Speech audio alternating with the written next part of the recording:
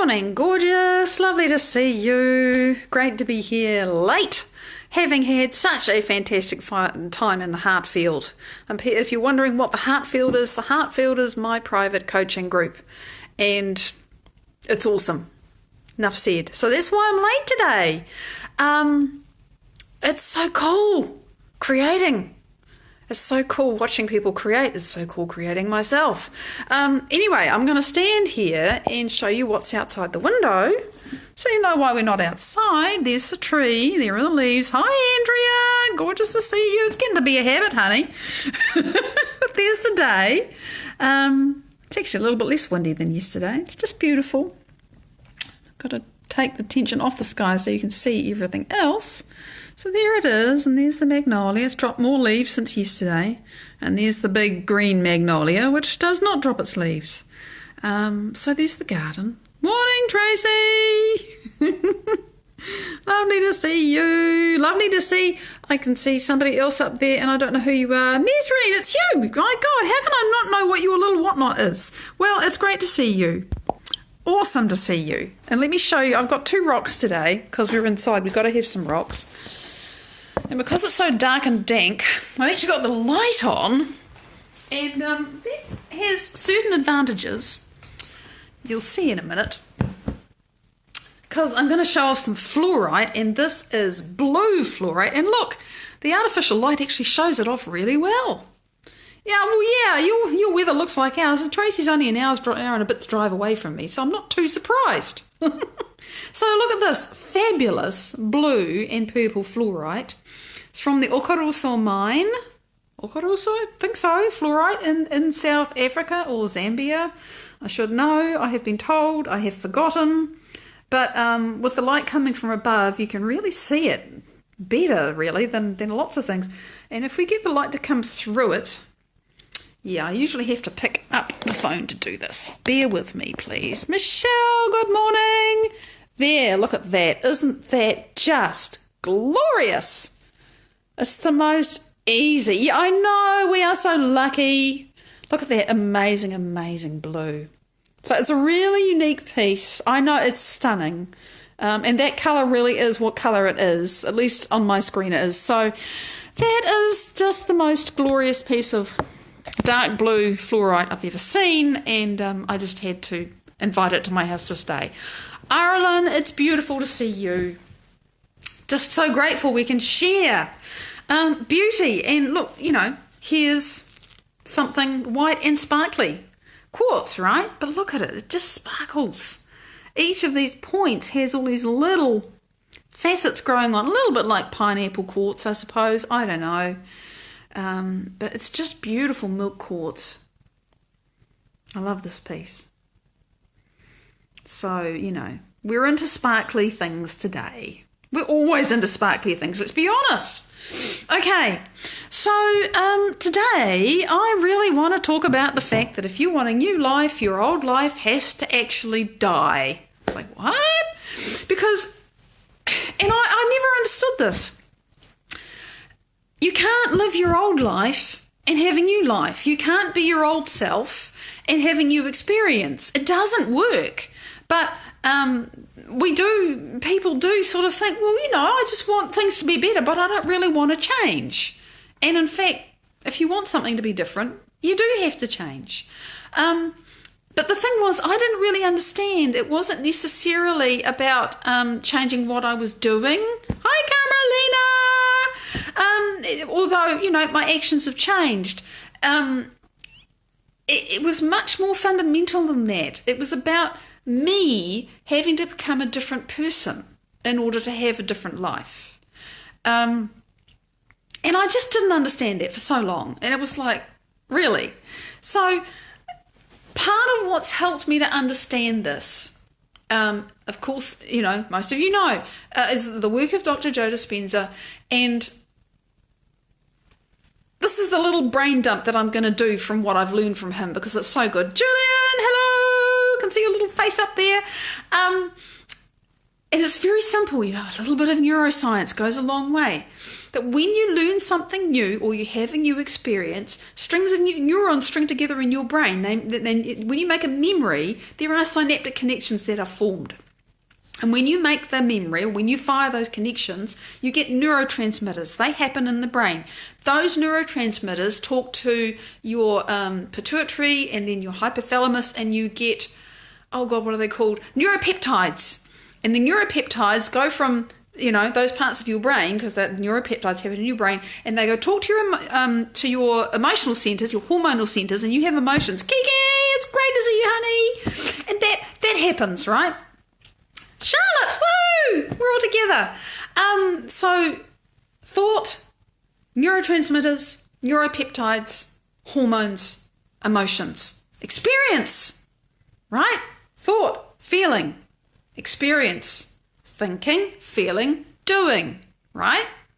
And the more you think and feel and do, the more entrenched that thinking, those neural connections, hi Anthony, the connections in your brain, and the chemistry which then conditions your cells to get used to that kind of chemistry, whether it's good, bad or indifferent. The more you do it, the more your body gets used to it and actually can get addicted to it.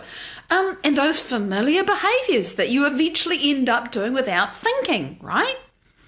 So what happens then is that neurologically, all of that thinking and feeling and being and doing and sensing and behaving and everything else is mapped in your brain. Your brain is literally an artifact of all your past experiences and all your past thinking, because the thinking then goes, the thinking goes to the feeling, and then the feelings inform more thoughts. You feel scared, and then you're thinking all about all these other scary things. Or you feel a little bit angry at someone, and before you know it, there's like this firestorm of rage in your head that's going off about all the stuff you hadn't even realised you were angry about. The brain does that. It gathers things together. So your brain is absolutely designed and created by the thoughts that the experiences you've had for your whole life. And then the chemistry, so you have this neurological self. You have a chemical self, which is the chemistry that pours because of all these neural connections that you've made. They fire, and you get neurotransmitters every time you fire a thought. And the stronger the thought, the more you get, more neurotransmitters, more neuropeptides, more hormones, stronger emotions. So you have a chemical self. Your body is used to the chemistry of who you've been thinking and feeling and doing for however long you've been thinking and feeling and doing that, right?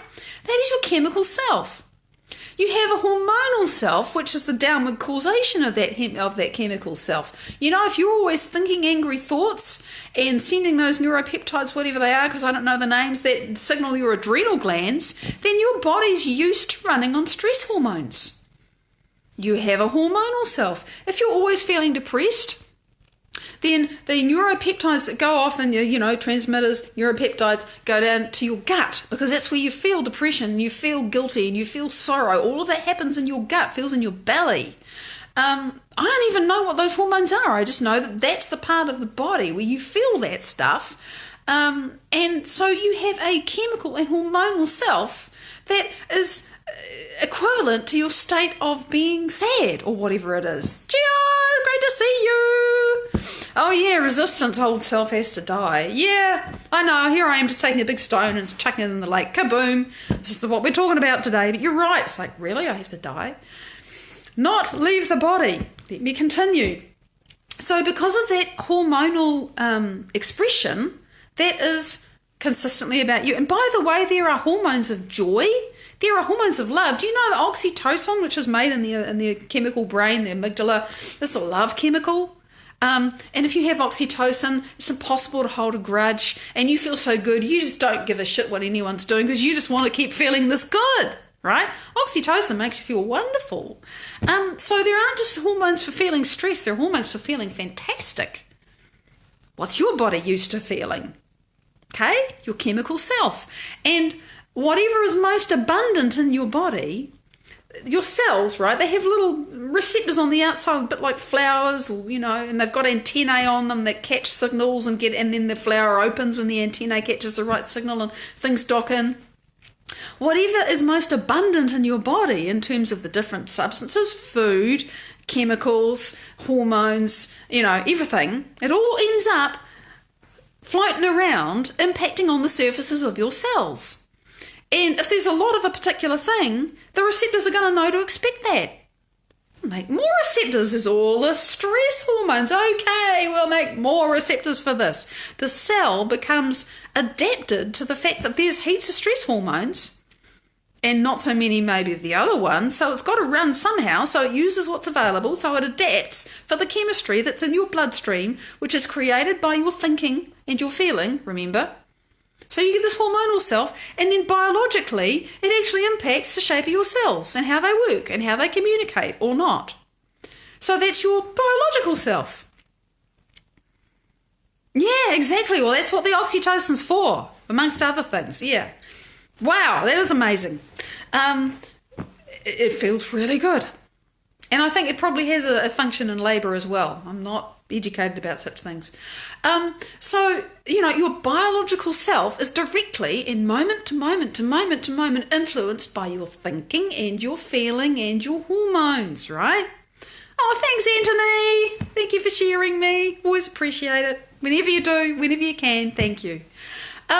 So, this is the self, which is then very, very conditioned and accustomed and customized to be who you've been for however long you've been, being used to being like you and having your life. Patricia, good morning. And do you start to understand why change is so hard? Because biologically, your cells have to change what receptors are on the outside. And they only get to do that when the environment around them changes, so there's less of something or more of something, and there's a resistance. Because all those receptors are saying, hey, give me stress hormones. Where are my stress hormones? And your brain is spying out on your body, and your body's spying out on your brain all the time. And the body's saying, the cells are saying, where are my stress hormones? Should I be to send a thought up to the brain to say, where's something that I can feel it? That person who was grumpy at you yesterday, weren't they just horrible? Oh, give me a shot of anger or frustration. I need it. The body of the addict, right? That biological self has to die, right? The hormonal self, the overworked adrenal glands or the overworked sorrow glands. I don't know what those hormones are. I should find out. The overworked sexuality, by the way. You can have a person that's completely overamped on being a sexual being, really unbalanced. They walk into the room, it's like, oh, geez, I'm not comfortable with this. Or, oh, that's really cool. Here's a stud. She's a vixen, whatever. Can all be out of balance. So the hormonal self has to die because whoever that person is that you want to be in your new future sure as heck doesn't feel like that. If you're wanting a new future, it's not like you are now.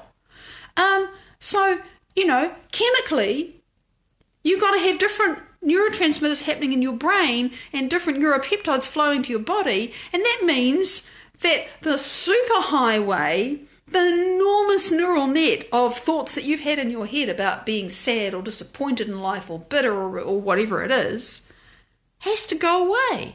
Because while it's there, as soon as it gets fired up and you indulge in those thoughts and feelings, and God, I've done this too, and I still catch myself at, don't think that I'm exempt from all this. I'm planning, if I can fit it in, I'm going to read you a story about that soon. All of those neural nets have got to be pulled apart. And you've got to build new ones about being the person that you want to be and feeling the way that person feels so that the different chemistry can pour so that you can have a different neurotransmitters, different neuropeptides, different hormones, different biology, different experience, different personality, different personal reality. John, it's great to see you. That's why it's so hard to change, and that is why I say the old self has to die, because that is exactly how it works. And that is why all the positive thinking and the make a big decision in the world won't do a blankety blank bloody whatever thing for you, if you're just doing it here, it's got to get to your body. It's got to become real to you. Okay, so, this is the book that I now write in after my meditations, and I'm going to read you a bit because it's just a good illustration. This was 13th and today is the 17th, so 4 days ago. And yeah, I'm not going to explain the background or run out of time, but here it is. So, I love this meditation, and I do. It's a particular process. Clear intent to remove my fear of unknown emails, messages, results. Remember I was talking about that yesterday. So I was imagining the unreads on screen and pulling out the fear and trauma which arose, because it did. Maria, good morning. So this is the beginning of the process. There's a process by which I literally get to pull my stuck, scary, fearful, angry, whatever hurt emotions out of my body. I'm so grateful I can do that. So that was my intention, to just get the fear of that out that day.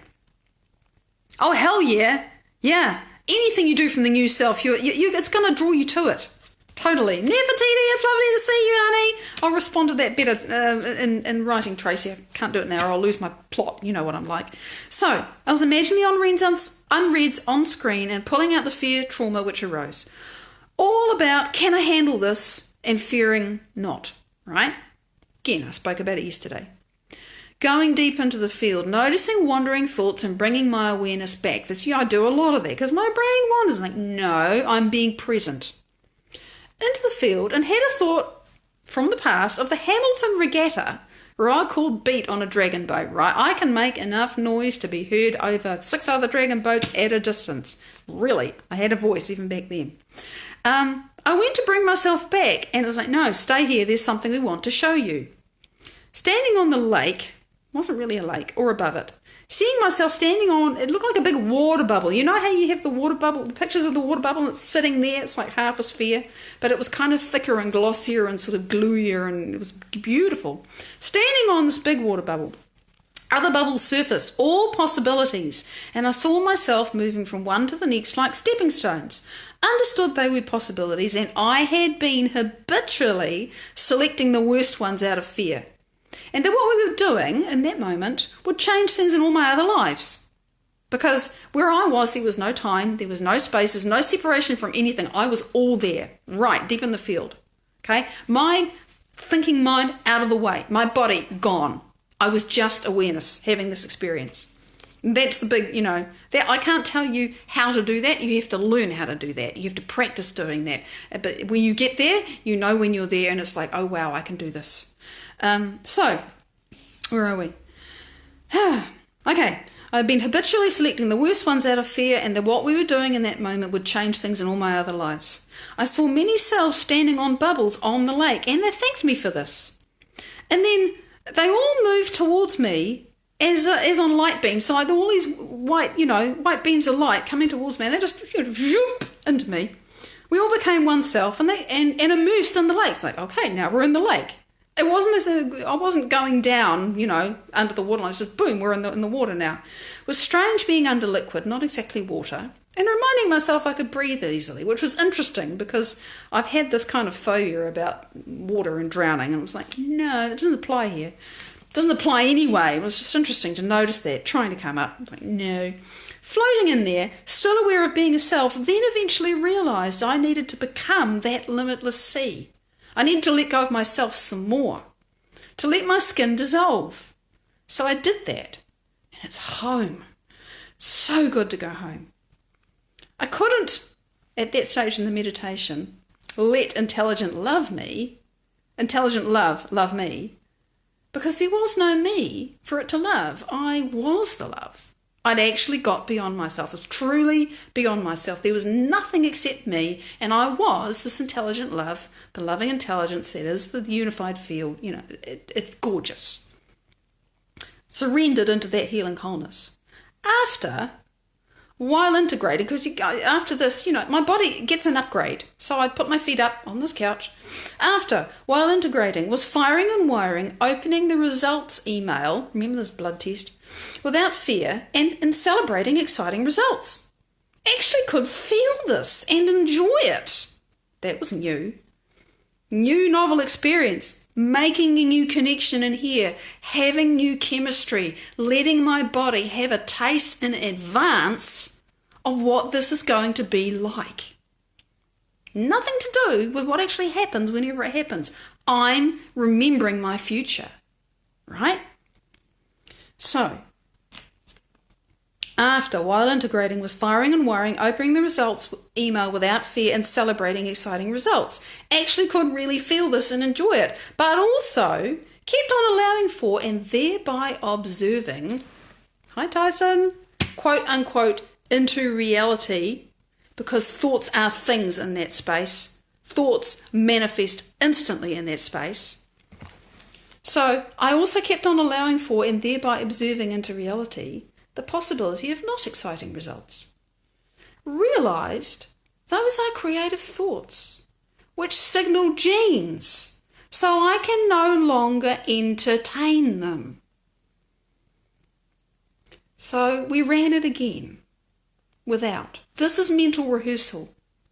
But you got to understand the blocks are out of the way because I'm not there. I am, by that stage, deep in the field. I'm connected with everything, all places, all times, all things, all bodies, sick, well, healthy. I can choose any of them. I can be anyone. I'm choosing to be me. And I can, in that place, get past all the clutter, create a new experience. Linda, it's great to see you. So we ran it again without. I could and I did do it. I will do it again. And the interesting thing is, I think I sort of gave it some thought the next day a little bit and thought, it's quite neutral. And now, that's right, the next day was Tuesday and I almost went to the lab. But I didn't have time. Something really powerful happened in my meditation. I decided, no, I'm going to let this rest in my body. I'm going to do it tomorrow morning. And I'm just kind of, oh well. And whatever the results are, it really doesn't matter because it's feedback and I know who I am and I know what I can do. And it's crazy. I can't really explain this. It's completely illogical. But that self that was just so afraid simply isn't there anymore. It's quite weird. Russ, good morning. It's lovely to see you. And see, I was thinking, maybe we'll rehearse some of this. I'm out of time. But I think I needed to tell this story in this much detail for you to understand this is how I make these huge changes. And they are huge for me. They're massive. This is monumental. And it's just one day. You know, and the thing about being on the non-lake, that doesn't happen every day, but something powerful does happen every day, and it's just amazing. Kiki, hell yeah, unplug, honey bunny, get yourself alive, because oh my God, you deserve it. Gorgeous to see you, honey. Yeah, we got to choose ourselves. And this is me choosing myself. It's worth the effort. And, well, maybe now you understand a little bit more why. For me, it's worth doing this work. This is how I change. And this is a very old program. I don't know when it began. I think I chose to come in with it and overcome it. Don't know. Doesn't matter. Who cares? It's the story. This is who I'm becoming. Big love. I'll see you tomorrow. Bye-bye.